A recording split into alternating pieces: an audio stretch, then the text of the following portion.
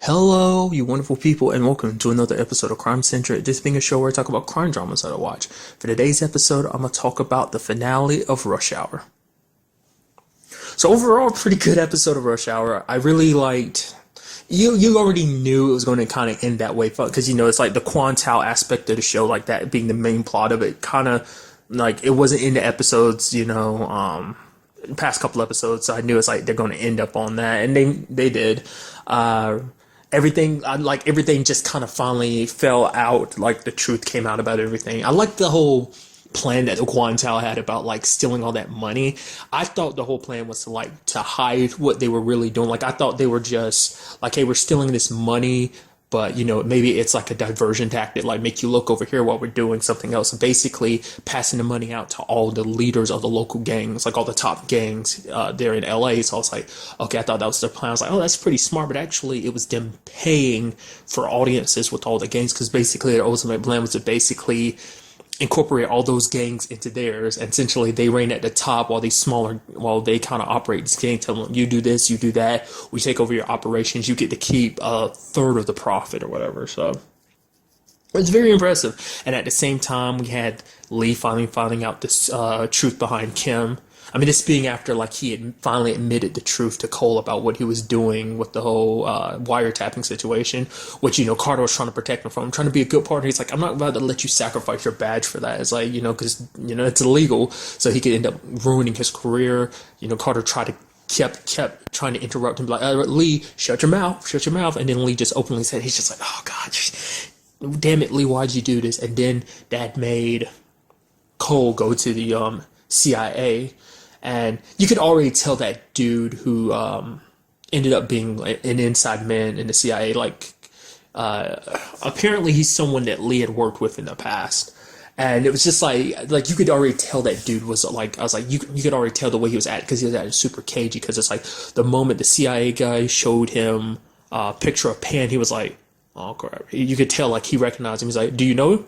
He waited and was just like, no, I don't know who he is. And then he jumped down Cole's throat when Cole was like, oh yeah, this meeting between all the different gangs and the Quantum. He's like, do you have any proof? You come up here without any substantial proof or not willing to tell us who your informant is. Which granted, the CIA guy kind of went along with it, but it was just like, you could tell that dude was so adamant about being like, oh, yeah, you don't have any proof. Don't come here talking that mess because you don't have any actual proof. And then finally, like I said, the sit down, Cole finally told Lee the truth about his sister. It was kind of interesting because, Lee had a very interesting perspective of it being like, well, how, he's like, okay, because Carter's like, oh, you're good. It means your sister's not a bad guy. She's actually a cop. And then Lee's like, oh, or at least that's what we're being told. He's like, why are you being so, against this? Because basically he's saying, there's been a lot of corruption around. Who's to say that basically who she's working with isn't corrupt and that she isn't corrupt, that she's just playing everybody, which is kind of understandable. I mean, when you think about it, let's not forget in the very first episode of the series, there was a corrupt FBI agent, so it's not completely out there. I mean, plus the fact of the matter is, Lee brought up the fact that his dad had to deal with a lot of corruption in his department, back in the day, because a lot of people submitted to the Quantal's wrath and took bribes from them and whatnot. So it's kind of interesting on that part. It's like Lee said he wanted to believe her, but it's just he couldn't bring himself to trust. I guess just after everything that's happened, all the chances he's given her, she's just kind of smacked his hand away. And he was basically like, if that was true, like her being undercover, why didn't she come to me? She would have told me if she was really undercover. And that really led to a kind of interesting confrontation when they finally met with each other. And it's basically like, Lee's like, why don't you trust me?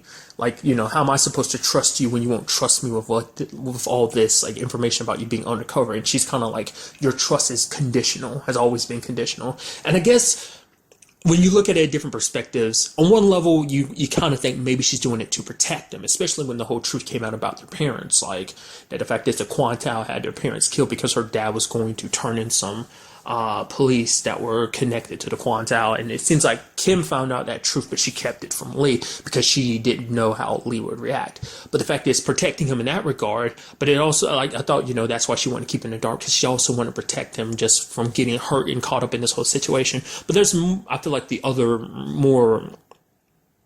biggest reason why she did it was basically because for her, Lee's always been pushing her like a father, a father would kind of, treat her. Like she was never treated like a sister. She was always treated like a father. Because remember, he's always had to be like a father for her since they were growing up, since their teenage years, because he felt like he had to step up to that role because they no longer had their dad around. And so it was up to him to kind of fill that role. And maybe in some ways, like him doing that, actually kind of made her resent him to a certain degree, and so that's why she was so adamant about no, I can do this on my own, just kind of out of pride, just because she didn't want to be, it's like I shouldn't have to. I'm a cop myself. I don't need your permission to do the things I do. I don't need your permission to do my own job. I don't need you to protect me. I'm a grown woman. I'm a full-fledged cop. I can handle myself. So.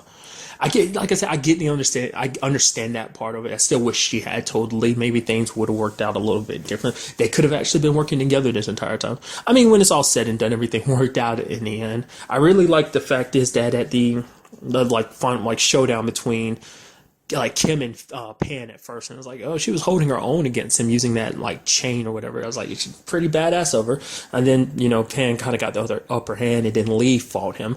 I can only assume Lee killed him. I don't think Lee made him pass. Maybe he did, but it's like that's kind of up in the air. Like I assume Lee ended up killing him when he ended up strangling him with that rope. That was pretty badass. It's like that's one like hands down. That's what the show I feel like does very well. It does action very well, especially like how it always like, in certain fights it kind of slows things down. But I did like the fact is that it was just, you kind of saw the more darker side of Lee, like, because on most occasions you see Lee, it's just, he's more the calm, cool, and collected, especially compared to Carter, who's very brash and, I mean, granted, Carter doesn't ever like, cross any lines himself. Well, to certain degrees, not like into the links Lee kind of went to in this episode. Like, for instance, throwing that the guy who sold Kim out over the edge. Well, not throwing him, but like holding him over the edge, like they're about to let him go. I mean, granted, Carter went along with it too, but it's just that. Plus the fact is that Lee was about ready to kill the dragon because it's like, oh yeah, like I'm gonna, like, he killed our parents, but Kim had to be the one to kind of calm him down. It would have been. I guess it's because Kim has had a lot more time to process that information. Lee just had it's like that information's thrown at him and it's like, yo, you killed our parents, because he'd always knew that was an accident, which, you can pretty much tell earlier on that was going to not be the case. It's kind of a storyline that was brought up that like Carter talked about, who's going to seem like I thought what was going to happen is how Lee found out it was Carter ended up looking into it, trying to do Lee a favor, but it's like he found out this way. But that's kind of understandable because it's like you find out all at once. It's like, oh, the Quantiles was behind your parents' death, and here's the guy who's leader of the Quantiles. So it's kind of like you exact your revenge. I really like the fact is that when Carter sees him, he's just like, wait, what? This is the dragon? This old ass man? Like, what? Does he have supernatural powers or something? Does he have magic? Can he at least turn into a dragon? It's like, he's just so disappointed. I mean, I guess it's understandable because you think of such a big organization, they just have some old guy running it. It's like, because it does make you wonder in situations like that, I guess it's, I mean, maybe that's just from my perspective, my mindset. I mean, because in any situation, it's always the strongest survive. So it's kind of like, why was he still at the top? Because you feel like in a kind of cutthroat organization like the Quantile, you would think they would kill off an old man like that. It's like, oh yeah, you've grown old and grown weak, so someone else needs to take over leadership. I would expect that out of anyone. Maybe his second in command, which the last time we see that dude is like his arm gets caught on fire and he kind of runs off screen. That's the last time we see him. I mean, granted, this was like the finale. There's no more. This is the final episode. So like, I don't know. I felt like if that could have been leading up to the case of like, oh, either he got arrested or he got away. I felt like, it could be like, oh, just in the back of your mind thinking like, well, there could be more adventures for them because maybe he goes off and kind of revives the Quantiles, and like if there was going to be a second season, which sadly there's not going to be. I'm really bummed about it. I really like this show, but it's just sadly how things worked out. I already knew it was getting canceled because that was the whole point of like the long break in between episodes, plus the fact is it got moved to a Saturday slot. Yeah, the show was pretty much dead. And, I even checked the guide. I was like, I was crossing on the thing. I was like, oh, maybe they'll say season finale, but it said series finale. So, real shame because I do like this series. I really like the actors who play Lee and Carter in this show. I feel like they have a really nice chemistry together. I'm granted, I say that. I hope the actors get along outside of the show. I have to say that now because I was like, oh, they work well on camera and all that, but that doesn't mean jack squat in the real world because they could work perfectly on camera with all the editing and acting, but It's like, oh, outside of that, they hate each other. So, I mean, I wouldn't mind seeing them kind of work together on something else in the future if they get along, and it's not like a conflict of interest or something like that. But, it's really sad because I really like the show. Very, like, it's kind of the first show that I feel like it's been mainly like an action comedy. Like, I mean, there have been other shows that incorporate, crime dramas that incorporate comedy into it, that's part of their characters, kind of, to flesh out the characters' personalities and stuff like that. But this is kind of the first, I mean, that I can think of right now. I'm sure, like, after I start recording, I'm gonna think of plenty of shows. I was like, oh yeah, action comedy. So, but overall, a very good episode. Unlike at the very end, you have Lee and Carter getting their badges back. We have Kim leaving. She's like, I don't want to leave you here. How about you come back to Hong Kong? I don't want you to be left here alone, And he's like, he's not alone because in a way, he has a family of his own here. He has Carter, he has Dee Dee. In a weird way, he has Gerald too. And I love the whole situation at the end when Cole shows up and Carter's like, I don't know how to react. It's like, it's weird seeing you not in a work environment. It's kind of weird seeing you out in the open. Like, this is our personal lives and you're here. He's like, it's kind of like seeing your grandma throw down at your uncle's wedding, just twerking it and throwing it back. It's just kind of weird. And basically she handed in the badges and stuff like that. And Carter's like, oh, you want to go in for a hug, don't you? I could tell. And, Cole is smiling and she's like, and reaches her hand out and shaking him. He's like, wait, what? And then she goes over and hugs Lee. And Carter like, what the hell? Just because she always liked Lee a little bit more. She's okay with Carter, but it's like, I think there's that part of her that's just like, yeah, I would have expected, part of me was expecting her to kind of hug him just a little too tight, just to nuzzle into him a little bit, just because, like, this is a tall, handsome Asian man. I'm just like, gotta nuzzle into him. And Carter's, the short, loud mouth, so it's kind of like, because I guess it's because, there's a difference between them, Carter being the loud mouth and just being kind of just Carter, and then it's like Lee, this very honorable guy that, does his job, doesn't cause too much trouble. Carter causes a lot of trouble.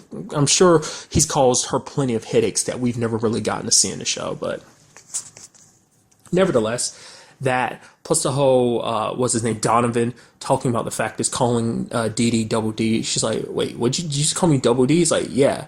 There's two D's in your name, D, Double D. It's like, why else would you think I would be calling you that? So, but at the very, like I said, at the very end, we do have that kind of family environment. It does make you wonder, like hypothetically, like, it would have been cool to find out, like, what kind of stuff they get into, and if there was going to be a second season, make you wonder would it be type of situation where it's like, oh, like, because Carter kind of brought it up, it's like, oh, how you think I would fit in Hong Kong. I think it'd be kind of interesting if you had gotten an episode of, like, Lee going to Hong Kong for some specific reason. Maybe it's just, Kim's new job and she's back home and she needs help, and so Lee goes and so does Carter. I think that would have been kind of an interesting episode to see, but sadly things didn't work out that way. I mean, surprisingly enough, I guess because the show is centered around LA, it's like we didn't ever get too much of Hong Kong. We got some in the first episode and this episode. That's really our only experiences with Hong Kong in general.